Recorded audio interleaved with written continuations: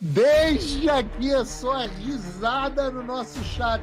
Hugo Armando Carvajal. Profundamente envolvido com o tráfico de drogas e conhecedor dos esquemas do regime bolivariano, o Carvajal teria em 2021 informado a justiça da Espanha sobre pagamentos ilegais de Chávez e Maduro a partidos políticos de esquerda. Entre os envolvidos estariam ninguém mais, ninguém menos do que Luiz Inácio Lula da Silva. Ah, que delícia! Eu começo o Paulo Figueiredo Show de hoje, que tem muito assunto para tratar, introduzindo a vocês um nome que talvez não seja tão familiar a todos. Hugo Armando Carvajal. Hugo Carvajal foi chefe da inteligência militar venezuelana durante o governo ditatorial de ninguém menos do que Hugo Chávez, e teria sido os olhos e ouvidos do Chávez nas Forças Armadas da Venezuela. Profundamente envolvido com o tráfico de drogas e conhecedor dos esquemas do regime bolivariano, o Carvajal teria em 2021 informado a justiça da Espanha sobre pagamentos ilegais de Chávez e Maduro a partidos políticos de esquerda na Espanha e na América Latina. Entre os envolvidos estariam ninguém mais, ninguém menos do que Luiz Inácio Lula da Silva, Gustavo Petro, presidente da Colômbia, Néstor Kirchner, da Argentina, ex-presidente da Argentina, Evo Morales, ex-presidente da Bolívia.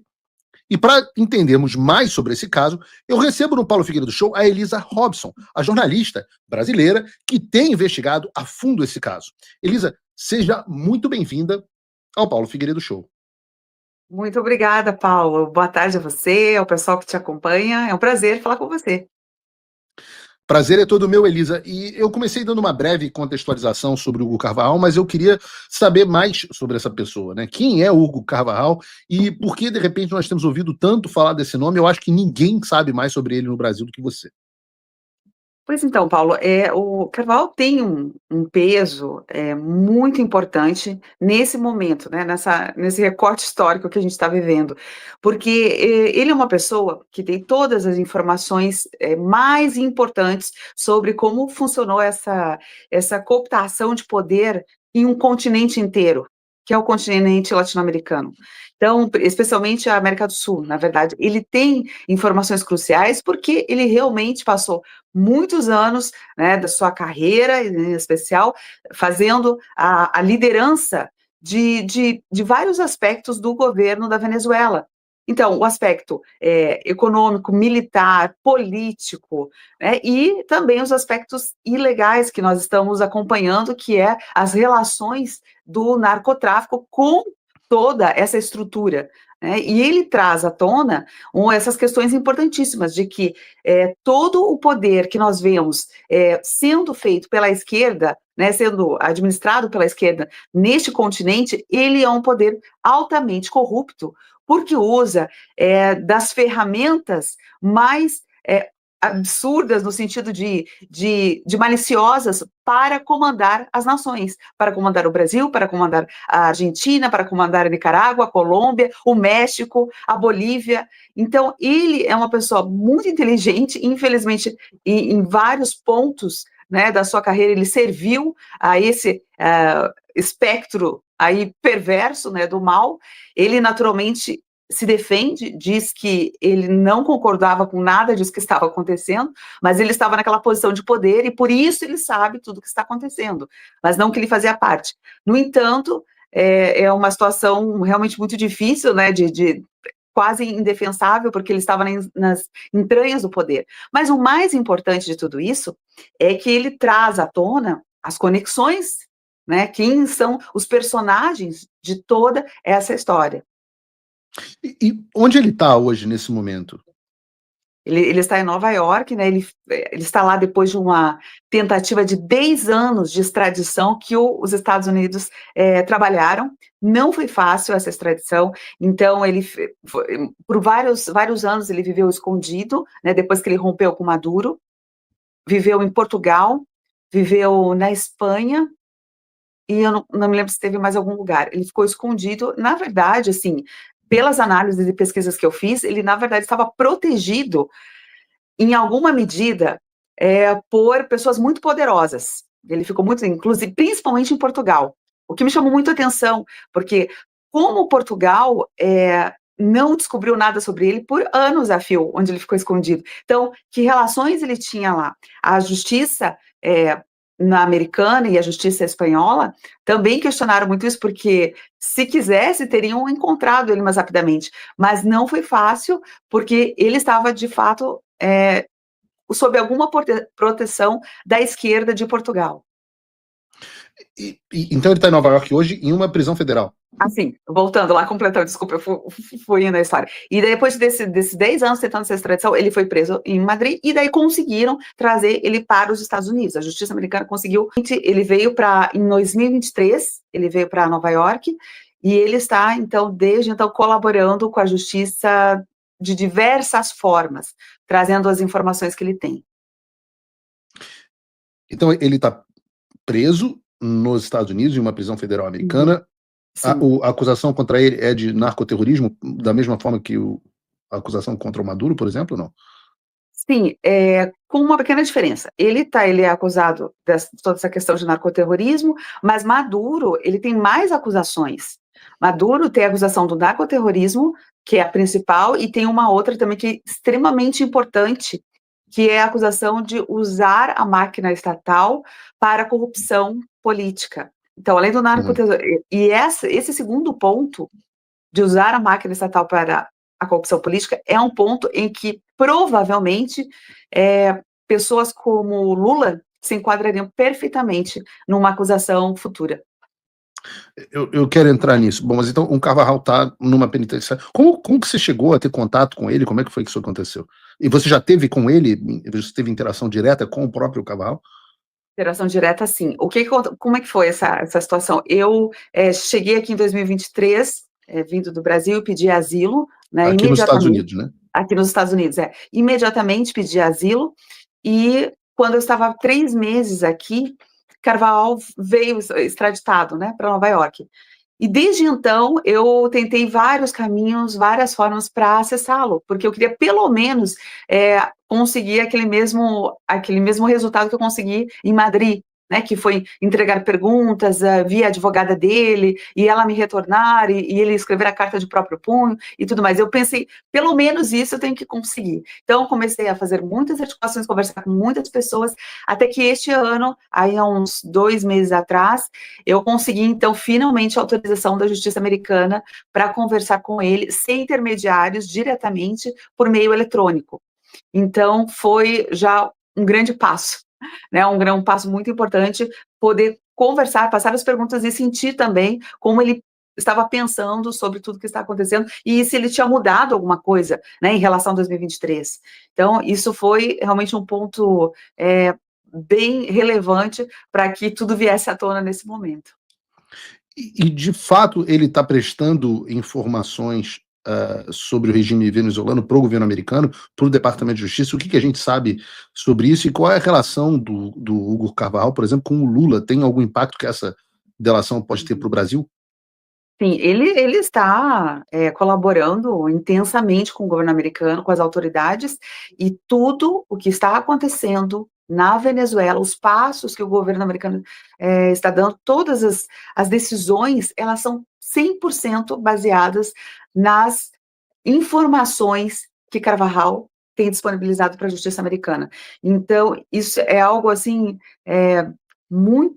que tem muito peso, porque significa que as informações que ele está prestando são extremamente relevantes, não são nada triviais. Então, é isso que está acontecendo nesse momento. Em relação ao Lula, o impacto é muito grande, porque, na verdade, nós já estamos sentindo esse posicionamento que Lula tem tomado nos últimos dias, essas declarações de que ninguém vai mandar no Brasil, que ele sobre falar grosso, isso aí está claramente evidenciando a angústia, o desespero dele com o fato de que Maduro será a qualquer momento capturado, né, levando em consideração que as autoridades americanas o querem vivo, né, para que ele também chegue a essa posição de tentar negociar uma delação. E aí, Maduro vai entregar tudo sobre a amizade dele com Lula, sem sombra de dúvida. Então, nesse momento onde nós estamos na iminência de Maduro ser detido pelos Estados Unidos, gera uma tensão muito alta no governo brasileiro, porque o governo brasileiro não é, como ele tenta se apresentar, um mediador dessa situação, ele é um protetor do ditador Maduro. Né? Ele deu diversas, não só para ele, mas diversas proteções e garantias. Né? Por quê? Em função do quê? Pelos simples olhos castanhos de Maduro? Não. Foi porque eles têm todo um relacionamento intrincado que envolve profundamente gestos e decisões ligados à corrupção. Isso desde que a Petrobras foi usada para corrupção e como a PDVSA é usada. Tanto que Carvajal fala claramente, ele fala, a PDVSA foi usada para financiar a eleição presidencial de Lula. Qual eleição? As do passado e a última de 2022. Só para eu entender, ele diz que a empresa estatal de petróleo venezuelana, os recursos dela foram utilizados na campanha para financiar a campanha presidencial do Lula em 2002, 2006 e também 2022. Exatamente, e também em 2022, que é o mais assustador, porque nós já tínhamos, né, os relatos e tudo que aconteceu, como eles trabalhavam no passado, mas saber que naquele momento algo muito mais atual estava acontecendo, eu também fiquei espantada, eu falei, mas essa de 2022, ele sim, inclusive ele falou, porque eu entrevistei ele em junho de 2022, em Madrid, na época, ele já estava garantindo que Lula ia assumir o poder. Ele garantiu, na verdade, ele garantiu. Lula, eu falei, mas como? Por que você tem certeza? E ele falou, por causa da estrutura, que ela já está montada e ela já foi usada uma vez, ela está sendo usada, e isso não parou de acontecer em relação ao financiamento da esquerda na América Latina. E me diga uma coisa, ele falou alguma coisa sobre ligação de autoridades brasileiras com o tráfico de drogas? Então, esse ponto eu achei muito interessante, porque eu fiz essa pergunta também para ele. Eu estava revisando, antes de entrar com você, a pauta que eu escrevi para falar com ele. E uma das questões que ele não me respondeu na hora, e que ele falou assim, que ele ia responder depois, e eu falei que tudo bem, que ele tomasse, né, o tempo que ele quisesse, foi uma sobre o dinheiro da Petrobras, e a outra questão foi exatamente sobre pessoas. Eu falei, mas como que chegava esse dinheiro da PDVSA, que você está dizendo que chegava ao aos partidos políticos no Brasil, por meio de quem? Quais eram as conexões? Quais eram as pessoas? Quem trazia isso? Ele tinha falado de malas diplomáticas, eu falei, então, tinha envolvimento do Itamaraty, tinha envolvimento de diplomatas nessa história? Ele garantiu que sim. Ele disse que sim, que tinha um envolvimento, na época que isso estava acontecendo, do envolvimento de pessoas do Itamaraty. Ou seja, são informações explosivas, né, porque nós temos um corpo diplomático, será que estaria envolvido tal qual é o corpo diplomático, digamos, de Cuba, que é profundamente corrupto, né, envolvido com todas essas questões? Nós estamos no mesmo nível, então as acusações que ele faz são extremamente sérias, extremamente sérias. Eu também perguntei para ele sobre ministros do STF, eu falei, algum dos ministros, por exemplo, Lula indicou muitos ministros, né, o PT indicou os ministros que estão lá no TF, alguns desses nomes participaram, tiveram reunião, tiveram algum envolvimento nesse tempo. Então, essa foi uma resposta que ele não me deu na hora. Então, eu acredito que esse tipo de resposta, tanto quanto o dinheiro da Petrobras, se ele sabia se tinha circulado, ido até lá, e ele preferiu não responder. Mas, não que ele não tivesse a resposta. Logo depois do momento que eu fiquei aguardando que ele me desse, que eu disse para ele que podia pensar o tempo que for necessário.